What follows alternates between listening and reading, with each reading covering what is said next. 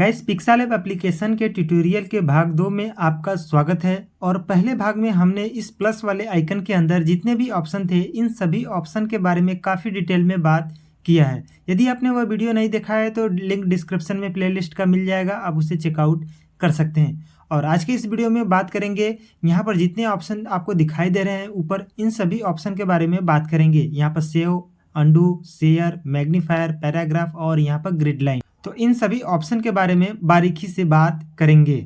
तो यहाँ पर जो आपको पिक्सालैब एप्लीकेशन का जो लोगो दिखाई दे रहा है, इस जगह पर यदि आप किसी लेयर को सिलेक्ट करते हैं तो यहाँ पर 2 ऑप्शन एक्टिवेट हो जाता है। यदि आप इसी तरीके से किसी भी लेयर को एक्टिवेट करेंगे तो यहाँ पर 2 ऑप्शन एक्टिवेट हो जाएगा। लेकिन जैसे ही इस लेयर को अनसेलेक्ट करेंगे तो यहाँ पर पिक्सालैब का एक लोकेशन यानी पिक्सालैब का एक लोगो दिखाई देगा। जैसे मैं यहाँ पर किसी लेयर को सिलेक्ट करता हूँ और इसके बाद यहाँ पर है डिलीट पर क्लिक करेंगे और यहाँ से कंफर्म करेंगे तो वह लेयर डिलीट हो जाएगा। यहाँ से मैं अंडू कर देता हूँ। इसके बाद यहाँ पर एडिट का आइकन है, यहाँ पर क्लिक करेंगे तो यहाँ पर कुछ ऑप्शन दिए गए हैं, इसके बारे में भी काफ़ी डिटेल में बात करेंगे। यदि आप टेक्स्ट को सिलेक्ट करेंगे तो यहाँ पर टेक्स्ट से रिलेटेड यहाँ पर ऑप्शन एक्टिवेट होगा। लेकिन जैसे ही आप किसी लेयर को सिलेक्ट करेंगे यानी किसी फोटो को सिलेक्ट करेंगे तो वहाँ पर जो पेंसिल वाला आइकन आ रहा था यहाँ पर नहीं आएगा। जैसे यहाँ पर मैं न्यू टेक्स्ट को सिलेक्ट करता हूँ तो यहाँ पर देखेंगे तो यहाँ एडिट करने के लिए और टेक्स्ट का जो साइज है उसको छोटा बड़ा करने के लिए यहाँ पर ऑप्शन आ रहा है। लेकिन जैसे ही आप किसी फोटो को सिलेक्ट करेंगे तो यहाँ पर वह ऑप्शन नहीं आएगा। तो चलिए पहले फ़ोटो को सिलेक्ट करते हैं और इसके बाद देखते हैं इन सभी ऑप्शन का क्या काम है। जैसे यहाँ पर पहला ऑप्शन है कॉपी का, कॉपी पर क्लिक करेंगे तो आप जो लेयर सिलेक्ट किए रहेंगे उसका एक डुप्लीकेट तैयार हो जाएगा। जैसे आपको इस न्यू टेक्स्ट का एक और कॉपी चाहिए, एक नया लेयर चाहिए, तो इसको आप सिलेक्ट करेंगे। इसके बाद यहाँ एडिट वाले आइकन पर क्लिक करके यहाँ पर कॉपी वाला आइकन दिख रहा है, इस पर क्लिक करेंगे तो यहाँ पर डुप्लीकेट आ जाएगा। इसी तरीके से फ़ोटो को सिलेक्ट करेंगे, इसके बाद एडिट पर क्लिक करके यहाँ पर डुप्लीकेट करेंगे, यहाँ पर वह लेयर डुप्लीकेट बन जाएगा। चलिए मैं यहाँ से इसे डिलीट कर देता हूँ, कन्फर्म करेंगे। इसके बाद यहाँ से डिलीट करेंगे, कन्फर्म करेंगे और यह डिलीट हो गया है। इसके बाद किसी इमेज को सिलेक्ट करेंगे, एडिट में जाएंगे तो यहाँ पर यह आइकन है, इस पर क्लिक करेंगे तो यहाँ पर आप इसका साइज छोटा बड़ा कर सकते हैं। यदि आप इसे इनेबल करके इसका विड्थ बढ़ाएंगे तो इसका विड्थ के साथ साथ इसका हाइट भी बढ़ेगा। लेकिन जैसे ही आप इसे ऑफ कर देंगे तो विड्थ बढ़ाएंगे तो सिर्फ विड्थ ही बढ़ेगा, इसका हाइट नहीं बढ़ेगा। जैसे यहाँ पर आप हाइट बढ़ाएंगे तो सिर्फ हाइट बढ़ेगा। लेकिन जैसे ही आप यहाँ से इसे इनेबल कर देंगे तो विड्थ बढ़ाएंगे तो साथ साथ इसका हाइट भी बढ़ेगा, मतलब इसका रेशियो मेंटेन रहेगा। इसीलिए यहाँ मेंटेन रेशियो को आपको ऑन करके हमेशा यहाँ से छोटा बड़ा करना चाहिए। बेसिकली जो आप यहाँ से काम करते हैं वह काम आप यहाँ से भी इसको छोटा बड़ा कर सकते हैं, यहाँ से रोटेट कर सकते हैं। इसके बारे में पहले भाग में हमने बात किया है। इसके बाद जैसे किसी लेयर को सिलेक्ट करेंगे, एडिट में जाएंगे तो यहाँ पर है पोजीशन, इस पर क्लिक करेंगे तो यहाँ से इस लेयर का पोजीशन कहाँ पर होगा आप यहाँ से सिलेक्ट कर सकते हैं। लेफ्ट में होगा, लेफ्ट राइट के सेंटर में होगा, राइट में होगा, या टॉप में होगा, या टॉप और बॉटम के सेंटर में होगा, या फिर बॉटम में होगा। तो यहाँ से आप पोजीशन सिलेक्ट कर सकते हैं। बेसिकली आप मैनुअली भी इस तरीके से मूव करके इसे सिलेक्ट कर सकते हैं। लेकिन यदि आपका प्रोजेक्ट ऐसा है जिसमें आपको बहुत बारीकी से काम करना है कि जो आपका प्रोजेक्ट है सिर्फ उस प्रोजेक्ट के बिल्कुल सेंटर में रहे, तो आप कुछ इस तरीके से इसे कर सकते हैं। जैसे आपका यहाँ पर लेयर है और आपको चाहिए कि बिल्कुल सेंटर में यह हो आपका इमेज, तो यदि आप इस तरीके से करेंगे तो हो सकता है 1-2 पिक्सल ऊपर नीचे दाएं बाएं हो जाए। लेकिन यदि आपको बिल्कुल सेंटर में चाहिए तो आप यहाँ से पोजीशन में जा करके पहले लेफ्ट राइट के सेंटर में कर देंगे और यहाँ से टॉप बटन के सेंटर में कर देंगे। तो इस समय जो यह इमेज है बिल्कुल सेंटर में है, जितना जगह ऊपर है उतना जगह नीचे है, जितना जगह लेफ्ट में है उतना जगह राइट में है। तो इस तरीके से आप किसी भी लेयर को आप सेंटर में, लेफ्ट में, राइट में, टॉप में, बॉटम में इस तरीके से कर सकते हैं। इसी तरीके से टेक्स्ट को भी कर सकते हैं। टेक्स्ट के लिए यहाँ पर क्लिक करेंगे और यहाँ लेफ्ट राइट टॉप बटन को क्लिक करेंगे तो यहाँ पर देखिए यह टेक्स्ट आपका सेंटर में आ गया है। आप जिस भी लेयर को सिलेक्ट करेंगे उस लेयर को आप यहाँ से इसका पोजीशन सिलेक्ट कर सकते हैं कि कहाँ पर होगा। और यहाँ से है रोटेशन, यहाँ से इस पर क्लिक करेंगे तो यहाँ पर एंगल दिखाई देगा कि आपको कितना डिग्री इसको रोटेट करना है। बेसिकली आप यहाँ से भी इसे रोटेट कर सकते हैं। लेकिन आप यहाँ से रोटेट करेंगे तो आपको पता नहीं चलेगा कि जो यह आपका इमेज है कितना डिग्री पर रोटेट हुआ है। लेकिन यदि आप यहाँ से एक्टिवेट करेंगे तो यहाँ पर एंगल दिखाई देगा कि कितना डिग्री पर आपका यह इमेज रोटेट है। यहाँ से आप इसको रोटेशन को इस तरीके से रोटेट कर सकते हैं। यदि आपको रिसेट करना है तो यहाँ पर क्लिक करेंगे, यह रिसेट हो जाएगा और 0 डिग्री पर हो जाएगा। यहाँ से आप धीरे धीरे इस तरीके से बढ़ा सकते हैं और यहाँ से ओके कर सकते हैं। बेसिकली आप यहाँ से भी वही चीज़ काम कर सकते हैं, लेकिन यहाँ से आपको पता नहीं चलेगा कि आपका जो इमेज है वह कितना डिग्री पर टेढ़ है। तो यहाँ से आप एडिट में जा करके यहाँ पर क्लिक करके यहाँ पर देख सकते हैं कि जो यह आपका इमेज है वह कितना डिग्री पर टिल्ट है। इसके बाद ओके करेंगे। इसके बाद यहाँ पर एडिट वाले आइकन पर क्लिक करेंगे तो यहाँ पर ब्रिंग टू फ्रंट और सेंड टू बैक का 2 ऑप्शन आपको दिखाई दे रहा है। अब इसके लिए मैं थोड़ा सा एक प्रोजेक्ट ओपन करता हूँ। तो यहाँ पर मेरे पास 3 थंबनेल हैं। यहाँ पर आप देख पाएंगे कि मेरे पास 3 थंबनेल है और यह तीनों थंबनेल को आप ध्यान से देखेंगे तो जो यह वाला थंबनेल है यह बिल्कुल पीछे है या नीचे है। यदि आप पीछे कहें या नीचे कहें एक ही मतलब है। यहाँ पर देखेंगे तो यह बिल्कुल नीचे है और इसके ऊपर यह थंबनेल है और इसके ऊपर यह थंबनेल है। लेकिन इस थंबनेल को जो ग्रीन कलर में आपको दिखाई दे रहा है यह थंबनेल डिजिटल वेलबीइंग, यदि आपको इसको सबसे नीचे करना है तो इसके लिए आपको इस लेयर को सिलेक्ट करना है। इसके बाद एडिट में जाएंगे और यहाँ सेंड टू बैक करेंगे तो यह बिल्कुल नीचे हो जाएगा। देखिए यहाँ पर बिल्कुल नीचे हो जाएगा। इसका साइज अब बड़ा करेंगे तो देखिए यह बिल्कुल नीचे हो गया है। यदि इसी थंबनेल को सबसे ऊपर करना है तो यहाँ पे एडिट में जाएंगे और यहाँ पर ब्रिंग टू फ्रंट करेंगे तो यहाँ पर देखिए यह लेयर के सबसे ऊपर आ गया है। बेसिकली आप यहाँ पर लेयर में भी जा कर के यहाँ से कर सकते हैं, लेकिन इसके बारे में काफ़ी डिटेल में आगे बात करेंगे। तो यही काम होता है किसी भी टेक्स्ट को, किसी भी लेयर को, किसी भी इमेज PNG को आप ऊपर नीचे करने के लिए इसका यूज कर सकते हैं।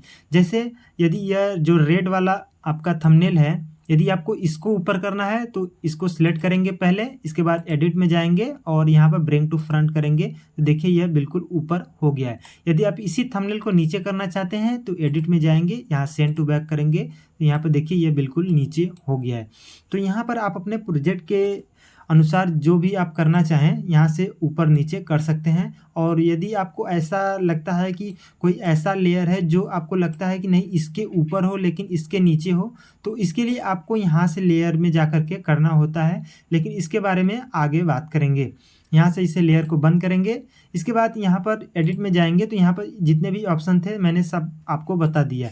लेकिन यदि आप इसी में टेक्स्ट को एक्टिवेट करेंगे तो यहाँ पर कुछ ऑप्शन और आ जाता है। जैसे यहाँ पर एडिट का ऑप्शन आ जाता है, तो जैसे यहाँ पर मैं टेक्स्ट को सिलेक्ट कर लेता हूँ। इसके बाद यहाँ एडिट पर क्लिक करेंगे तो यहाँ पर एडिट का ऑप्शन आएगा। इस पर क्लिक करेंगे तो यहाँ पर जो टेक्स्ट है आपका इसे एडिट कर सकते हैं। यदि आपको कुछ भी लिखना है तो आप यहाँ पर टाइप करेंगे और इसके बाद यहाँ पर ओके पर क्लिक करेंगे तो यहाँ पर वह टेक्स्ट आपका एडिट हो जाएगा। इसके बाद एडिट पर क्लिक करेंगे तो यहाँ पर कॉपी का, डुप्लीकेट का मैंने आपको बता दिया कि इससे आप किसी लेयर को डुप्लीकेट कर सकते हैं। इसके बाद एडिट में जाएंगे, यहाँ से टेक्स्ट का साइज छोटा बड़ा कर सकते हैं। इस पर क्लिक करेंगे और यहाँ से इस टेक्स्ट का साइज छोटा बड़ा कर सकते हैं। बेसिकली जो टेक्स्ट सिलेक्ट होगा वो उसी टेक्स्ट का साइज छोटा बड़ा होगा, जो कि आप यहाँ से भी मैनुअली कर सकते हैं।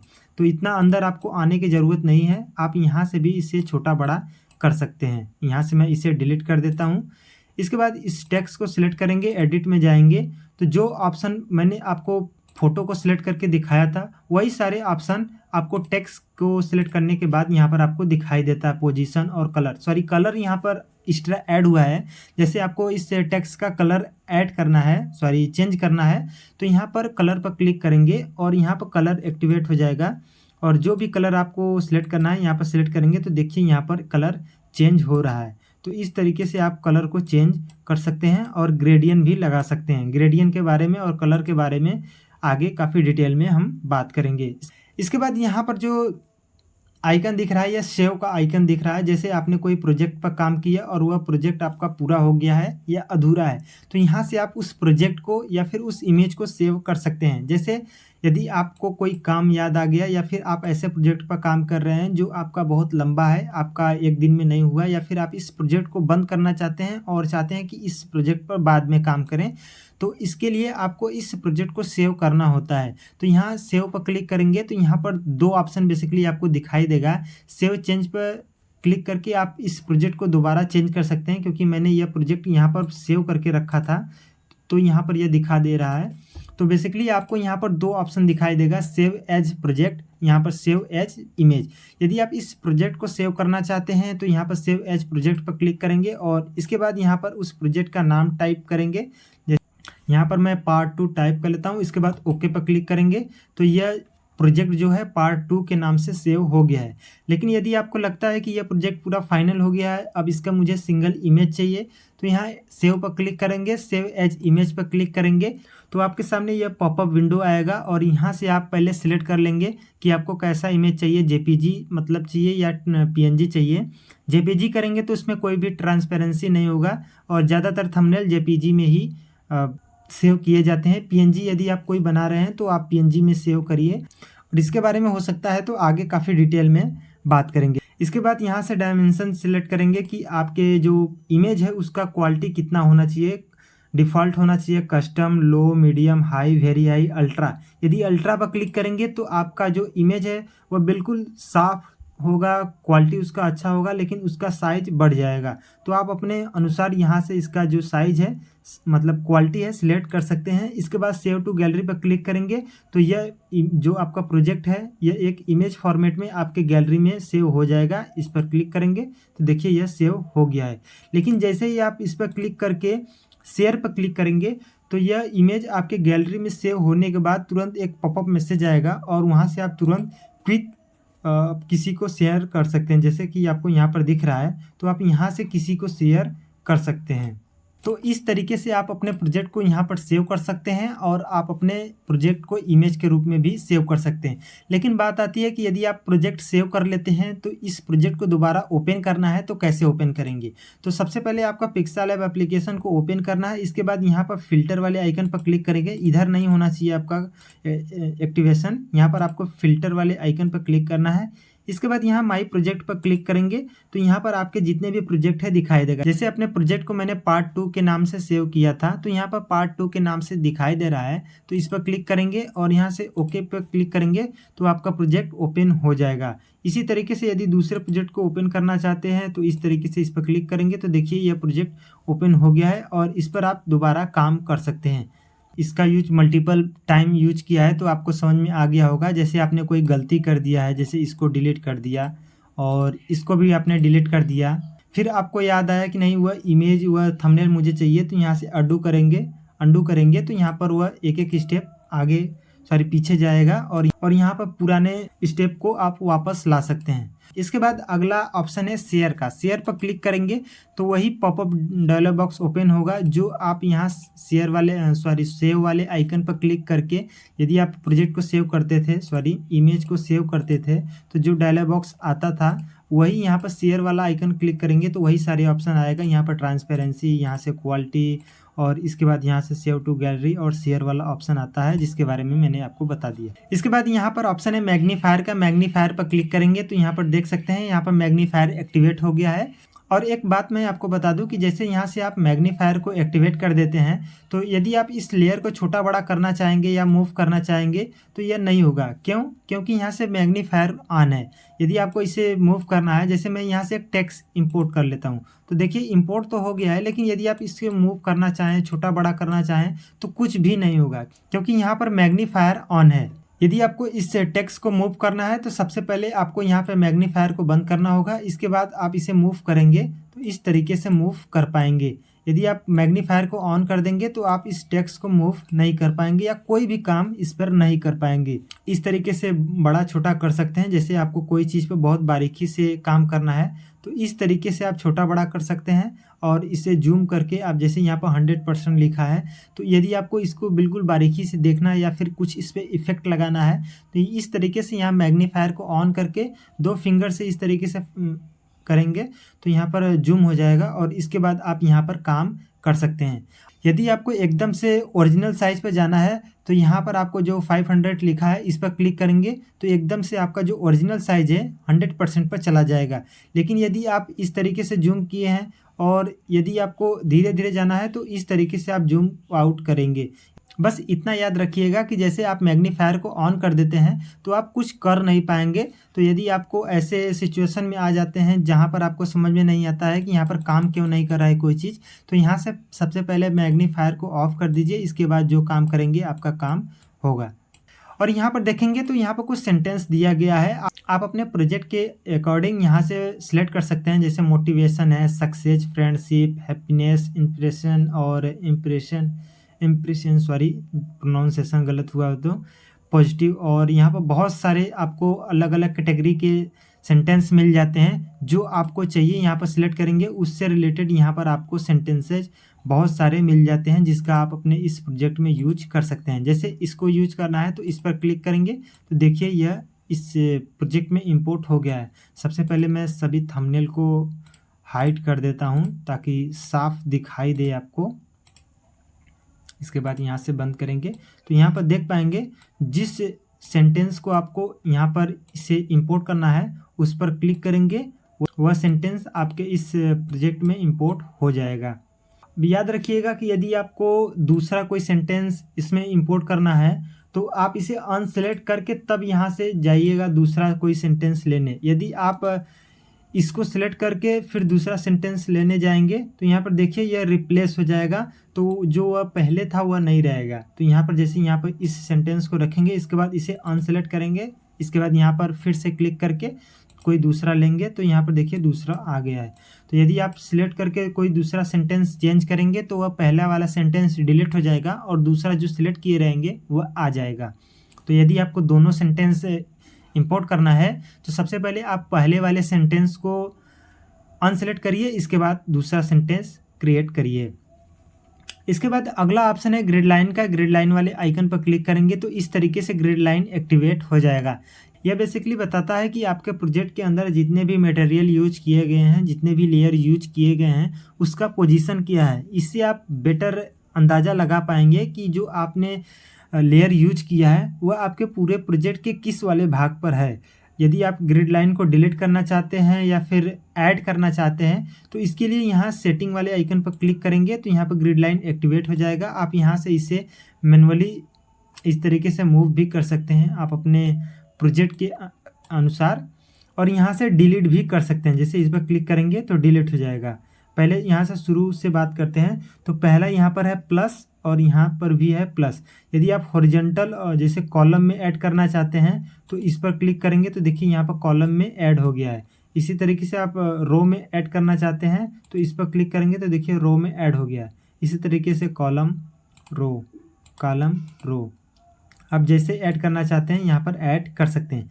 और यदि आपको इस लाइन को डिलीट करना है तो सबसे पहले उसको सिलेक्ट करिए, इसके बाद यहाँ पर क्रॉस पर क्लिक करिए, डिलीट हो जाएगा। जैसे इसे डिलीट करना है तो इसको सिलेक्ट करिए और सेलेक्ट करेंगे तो ये थोड़ा सा हाईलाइट हो जाएगा, इसका कलर चेंज हो जाएगा। और इसके बाद यहाँ क्रॉस पर क्लिक करेंगे, ये डिलीट हो जाएगा। इसको सिलेक्ट करेंगे, इसके बाद यहाँ डिलीट करेंगे, डिलीट हो जाएगा।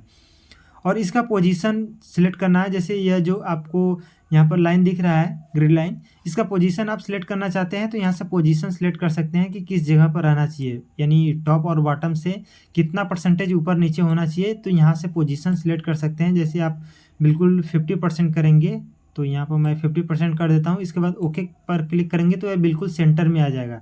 लेकिन जैसे ही आप इसे 0% करेंगे तो यह बिल्कुल ऊपर चला जाएगा।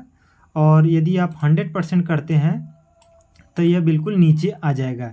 यहाँ से आप रिसेट कर सकते हैं। जैसे आपने बहुत सारे काम किया और बहुत सारे आपने ग्रिड लाइन ऐड कर दिया है तो यहाँ से आप रिसेट कर सकते हैं और यहाँ से आप अपना जो बाय डिफ़ॉल्ट ऐड होता है यहाँ से ऐड हो जाएगा। और यहाँ से आप मैनुअली टाइप भी कर सकते हैं। जैसे यदि आपको 5 का चाहिए तो यहाँ से 5 सिलेक्ट करेंगे और इसके बाद ओके पर क्लिक करेंगे तो देखिए 5 का यह रो कॉलम क्रिएट हो जाएगा। तो और यदि आपको इस ग्रिड लाइन को ऑफ करना है तो यहाँ से ऑफ कर दीजिए, आपका ग्रिड लाइन हाइड हो जाएगा। तो यह था पिक्सालैब एप्लीकेशन के ट्यूटोरियल का भाग 2 और इसमें हमने इन सभी ऑप्शन के बारे में अच्छे से सीख लिया है। अगले वाले पार्ट 3 में हम लोग इस 3 डॉट के अंदर जितने भी ऑप्शन हैं इसके बारे में बात करेंगे।